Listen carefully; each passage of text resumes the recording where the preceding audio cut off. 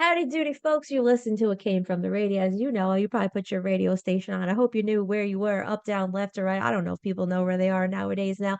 I'm here with Lucinda Sage-Midgorden, and she's a writer. Well, she writes her weekly blog, The Sage Women Chronicles. She's working on her second novel. She manages her Patreon community. I gotta see this Patreon.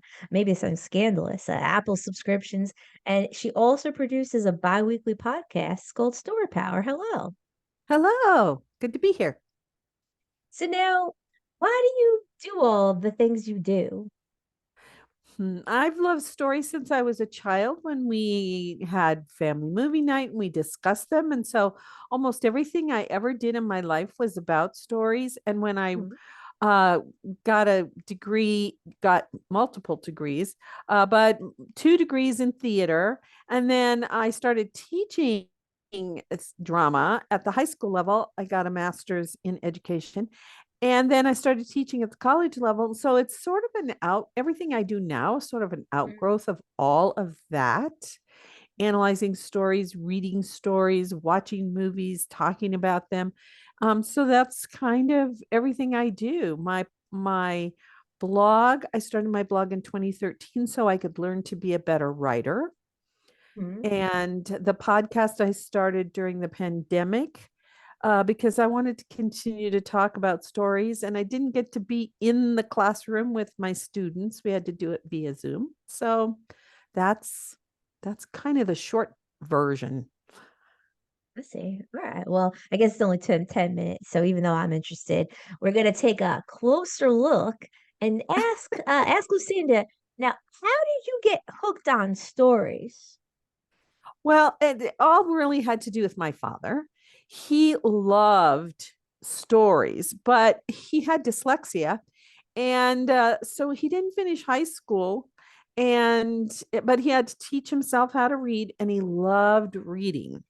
Hmm. Reading out loud was difficult for him, but he would take his time and go ahead and just take his time and read a book, and no matter how long it took. But he wanted to teach us about human nature, so that's why we had movie night, and we could ask questions about why the characters did what they did and what were the consequences of their choices, and which Hmm. characters did we like and what parts of the story did we like.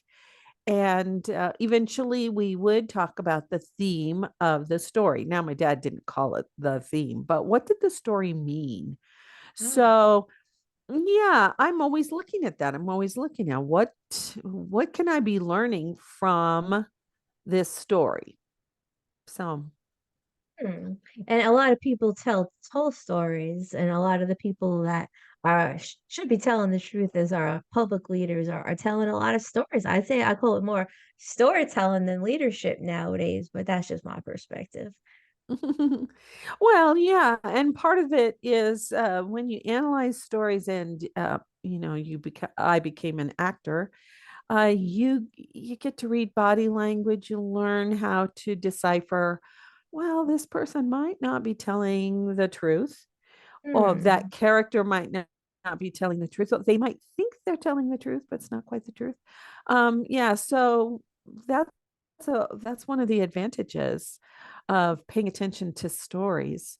And stories are one of the oldest teaching tools that we have. So they've been around for a really long time, and I don't see them stopping anytime soon.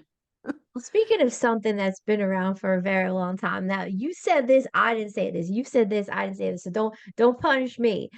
You've been around some time, and you grew up in the '60s. Could you tell us what was it like to grow up in the '60s? I wasn't around in the '60s. I came around in '84. I was born in 53. So, My parents too. I'm a baby boomer. And it was a lot like now, the 60s, except that instead of editing the news stories, a lot of times they were showing what was going on live. So we were Hmm. watching, during the civil rights movements, we were watching the police beat up the people who were demonstrating. And, the Vietnam War, the pictures coming back from the Vietnam War were pretty horrendous. Hmm. And that was because my dad loved the news. He would watch, He would watch the news in the morning, and when he got home from work, and then at night at 11 o'clock when the news came on, he would watch it. So you couldn't get away from it. In our house, we only had one television. So yeah, it was difficult. It was difficult for me, a highly sensitive person. Mm-hmm. And it's kind of that way now, only we have a lot more media. Oh So, yeah. Now, speaking of beating people up or punching people up, have you ever wanted to maybe punch someone, but instead you wrote a story instead? well, I didn't write a story, but I did hold my hands so that I didn't beat them up. Yeah, yeah, I do include things that happened to me in my life that were at times when I might have wanted to punch somebody in the face. I included those in my novel, some of those times. I changed them, of course. They're not exactly like they were in my real life. But yeah, I, You know I what I take do? Well, what? yeah, continue, miss. Oh, well, I was just going to say that uh, you can't help it but write what's inside of you. You just, writers do that. They can't help it. You know what I do instead of punching people in the face? I've done this multiple times. I'll go like this, like under the table. Or I actually I just did this a few hours ago. I went to a store. I'm not gonna say the name of the store, but I got some vitamins in this shop. And Uh-huh. as I always do, I put my items like five at the counter, and then I Hmm. gave them more business than I planned. I must have bought like 15 different items. I put at the counter, and the woman at the counter, the young lady, copped an attitude with me, and she said, "Oh, next time, please get a card. Please put things in a card." She asked me at the beginning. She said, "Oh, do you need a card?" And I said, "No, it's okay. I'll put them. Always do.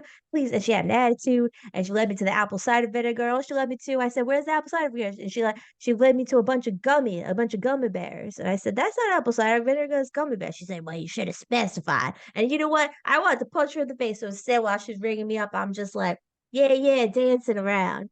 But anyway, back to you. Sometimes I digress. Being a doctor, I got to be all calm and reserved with all my patients. And I lose my patience because you only have so much patience when you have thousands of patients. That's right. Anywho, now you created your podcast called Story Power. What's that all about? It's all about stories, personal stories, the stories people write or make. Hmm. Some of them my guests are have been movie makers or Hmm. musicians who write their own s- stories. I've talked to poets. Yeah, it's why I'm curious. So I want to know why people do what they do, especially if they're creative. And I want to know, I want to hear the stories about how they got into what they're doing and how they're creative. Yeah, that's what it's about. And final question. Uh, why do you think curiosity is an important tool for enhancing human relationships? Because if you're curious, you often find out that people, even somebody who seems like they aren't anything like you, Hmm. they have something in common with you. You have something in common with them. Some experience, maybe, or something that you really like, some activity that you like, or maybe food that you like, or region of the world that you like. And so that's always a starting point for becoming friends with them, or at least understanding them a little better. Like I used to paint, and I heard that Hitler was a prolific painter. I just gotta say, side note, yeah, I think Mussolini and Stalin killed more people than Hitler. Why does Hitler get all the glory, and why is he the man that we all talk about? Anywho, that leads us to the end of our interview. Could you Mhm. please tell our listeners or viewers where to find you? Just tell us anything you want us to know. Story Power is on Apple Podcasts, Spotify, Amazon. I have a YouTube channel. Uh, Sage Woman Chronicles is on WordPress, so you can find it at sagewoman.life. And my books are also available on my website, or you can go to Amazon. The Space Between Time is the first book, and you might have to look for it because it's been there for quite a while, and so you might have to search for it a little bit. But you can click on my website and get to it. on Amazon. So Sagewoman.life. I like that a lot. That's I nice. do too. Yeah.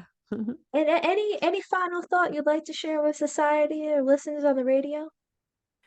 Just go find some stories that speak to you and share them with your friends. All right, folks. Well, thanks for listening. Came from the radio. As you know, this is Dr. Feldy, and thanks and back to the studio, Mark. Just want to give a shout out, Mark. Mark's a great guy. I support everything he does, and good job, Mark.